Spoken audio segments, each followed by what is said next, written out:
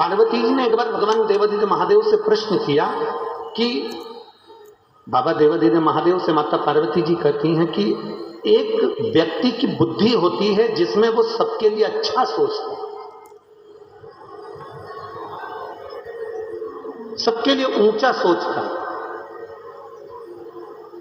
और एक व्यक्ति की जो बुद्धि होती है वो ऐसी होती है जिससे वो सबके लिए नीचा सोचता है।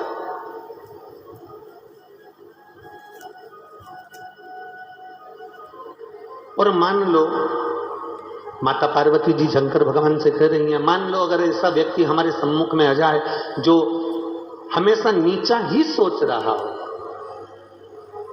तो उसके लिए करना क्या चाहिए? और ये प्रश्न केवल एक के लिए नहीं, माता पार्वती जी का ये प्रश्न संपूर्ण विश्व के कल्याण के लिए है। दो तरह के लोग हमारे को मिलते हैं, दो तरह के लोग हमारे परिवार में रहते हैं, दो तरह के लोग हमारे घर में रहते हैं, दो तरह के लोग पूरे संसार में रहते हैं, दो तरह के लोग हमें हमारे जीवन में प्रतिक्रियाओं में प्रतिदिन मिलना होता है। एक वो जो बहुत ऊंचे विचार रखता है, एक वो जो तरक्की का विचार रखता है, एक वो जो सारे जनमानस के कल्याण का विचार रखता है, और एक वो जो केवल अपने लिए अच्छा सोचना और बाकी के लिए नीचा सोचना, गलत सोचने का विचार रखता है। पलंग पर पड़े हो, डॉक्टर बार बार तुम्हें चेकअप कर रहा हो, तब किसी बीमा वाला जो तुम्हें रोज फोन लगाता था उसको बुलाकर कहना, भैया हमारे दादाजी का बीमा कर दे, दादाजी मरने वाले हैं, तो बीमा कंपनी वाले भी फोन नहीं उठाएंगे। जब नीचा सोचने वाला व्यक्ति अगर आपके सम्मुख में आ जाए तो उस समय पर मुख को बंद कर कर भगवत स्मरण में डूब जाना चाहिए। और बहुत सुंदर प्रसंग हमारी जिंदगी में आता है। नीचा सोचने वाला, गलत सोचने वाला, गलत विचार करने वाला, प्रत्येक व्यक्ति को नीचा दिखाने वाला, प्रत्येक व्यक्ति के लिए नीचा संबोधन करने वाला, प्रत्येक व्यक्ति के लिए अपशब्द कहने वाला, प्रत्येक व्यक्ति के लिए नीचा दिखाने वाला ही संसार सागर में नीचा हो जाता है। संपूर्ण विश्व में वो नीचा हो जाता, अपने आप नीचा हो, अपने आप है ना। वो मुंह पर एक कपड़ा बांध लेता है, मुंह पर एक मास्क लगा लेता है। बोलो देखा है कि नहीं देखा? अरे जम के तो बोलो, देखा है ना सबने। मरीज को ऑपरेशन के लिए डॉक्टर लेकर गया और अपने मुंह पर मास्क लगा लिया, अपने मुंह पर कपड़ा लगा लिया। तो शिव महापुराण भी यही कहती है, मरीज को देखकर डॉक्टर मुंह पर कपड़ा लगा लेता है, तो जो दूसरे को नीचा दिखाने में लगा रहता है उसको देखकर तुम भी मुंह पर कपड़ा लगाकर अपनी भक्ति में डूब जाया। इस समय अपने मुंह पर ये मास्क क्यों लगाया? तो डॉक्टर कहेगा इसका जो रोग है ना, इसकी जो बीमारी है ना, इसके जो जीवाणु है, इसकी जो बीमारी है, वो हमारे शरीर में नासिका के द्वारा, मुख के द्वारा प्रवेश ना करे, इसलिए हमने ये कपड़ा बांधा है। उसी तरह नीचा दिखाने वाला व्यक्ति, अपशब्द बोलने वाला व्यक्ति, गलत बोलने वाला व्यक्ति, आड़ा टेढ़ा बोलने वाला व्यक्ति, अपनी अपनी बातों में कुछ अपशब्द कहने वाला व्यक्ति, जब देखो जब किसी ना किसी की बुराई करने वाला व्यक्ति, जब देखो जब किसी की निंदा करने वाला व्यक्ति तुम्हारे सामने जब आ जाए तो मुख पर तुरंत कपड़ा लगा लेना। कपड़ा लगाने का मतलब है कि मुख से भगवान का नाम लेना चालू कर देना कि इसका अवगुण हमारे शरीर में ना आए।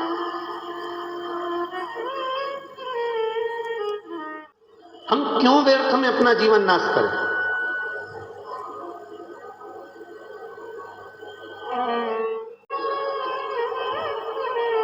बच्चे से माँ कहती है कि कॉपी भरो, नकल करो, इसमें कुछ लिखो, देख देख कर लिख, तेरी लिखने की आदत हो।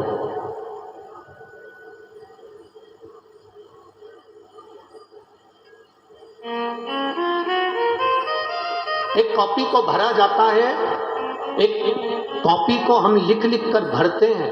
कॉपी तो भरा जाती है, पर कॉपी को भरने में हमारा लिखने वाला जो पेन है वो पूरा खाली हो जाता है।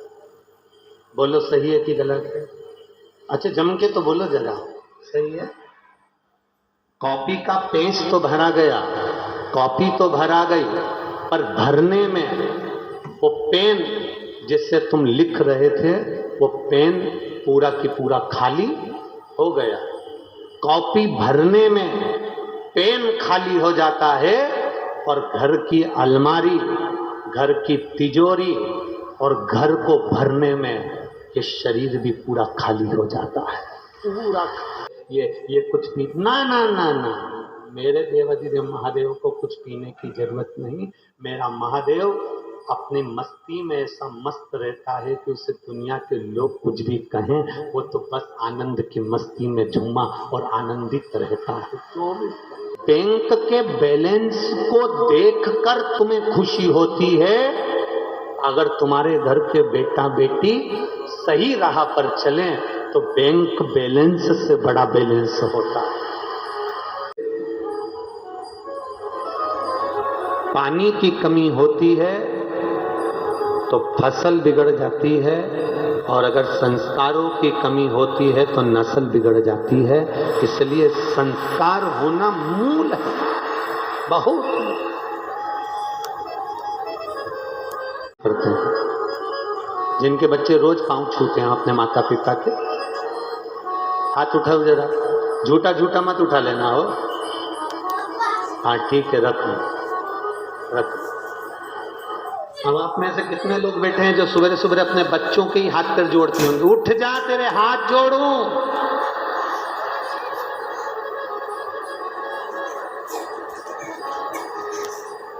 स्कूल जाना है, उठ जा। दरवाजे पे से ठेका मेका बांध के और दूल्हा छड़ी मड़ी लेके जब एंट्री करता है तो वहां गाना बजता है, अजबो शान शहंशाह बजता है जब एंट्री होती है। तब दूल्हा एंट्री करे तब अजीबो शान शहंशाह, और 2-3 साल के बाद वही दूल्हा जो शान और शहंशाह था तो पानी की बाल्टी चड्डे पे उठा के रहा। बेटा आवाज लगाता है, मम्मी पानी ला के दो, माँ पानी ला कर दे। बेटा आवाज लगा कर देता है, पापा मुझे ये चाहिए, ला कर दो। बहुत बहुत अंतर है, बहुत अंतर,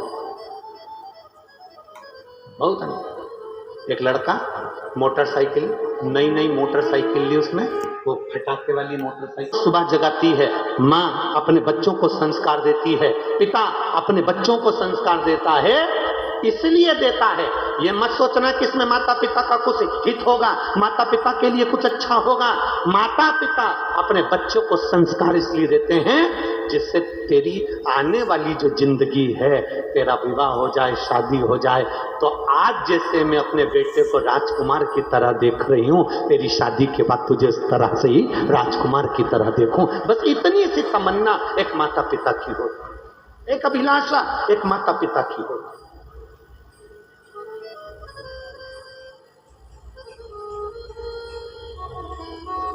श्रेष्ठ संस्कार दीजिए, श्रेष्ठ संस्कार। हम पहले भी कथा में कहे, आज फिर कहते हैं,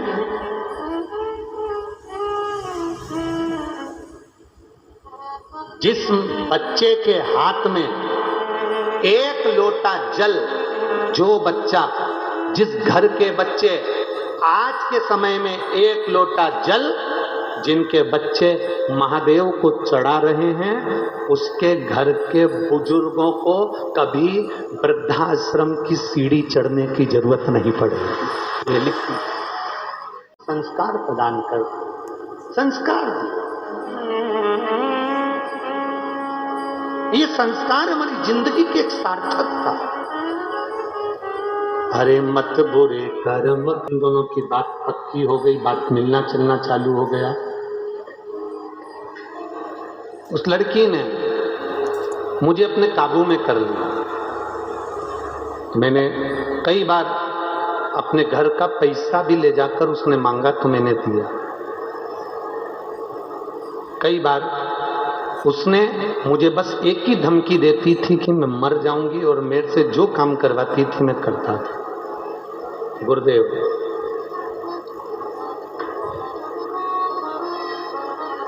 लगभग 1.5 महीने के अंदर उसने इतना परेशान कर दिया कि मैं हताश हो गया।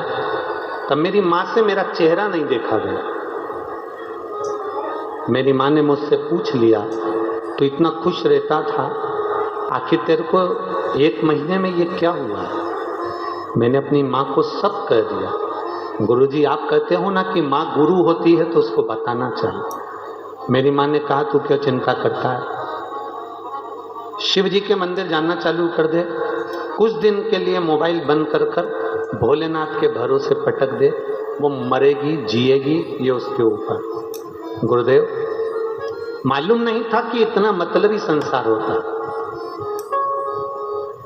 उसने मैसेज किया कि मुझे बात करना है और मुझे 1.5 लाख रुपए की जरूरत है और तुम मुझे आज ही ला कर दो, नहीं तो मैं मर रही हूं। मेरी माँ के कहने से मैंने मोबाइल बंद कर दिया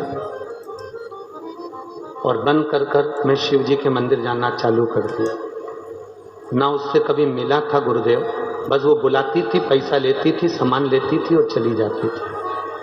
और गुरुदेव, मेरी माँ तो माँ शिव जी के ऊपर इतना भरोसा करती थी, 1 महीने मैंने मोबाइल नहीं उठाया, बाबा के भरोसे श्री शिवाय नमस्तुभ्यम कहकर पटक दिया और बाबा के मंदिर जाने में ऐसा मन लग गया कि याद भी चली गई, विचार भी चले गए और गुरुदेव उससे पीछा भी छूट गया और उसने किसी दूसरे लड़के से शादी भी कर दी।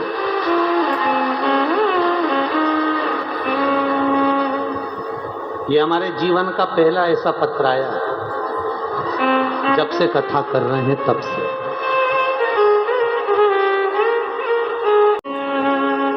आपको साधुवाद है कि अब आपने अपनी माता से, अपनी मम्मी से, अपनी माँ से बात नहीं छुपाई, इसलिए उसका निर्णय निकल गया और आप उस निर्णय से पार हो गए। अपनी माता से आपने छुपाया नहीं, इसलिए पार हो गए। विपदा की जब घड़ी आए, आश्चर्य में जब तुम बहुत हताश होकर गिर जाओ, तब अपनी माता से, अपने पिता से, अपने गुरु से एक बार दिल से कहना चाहिए।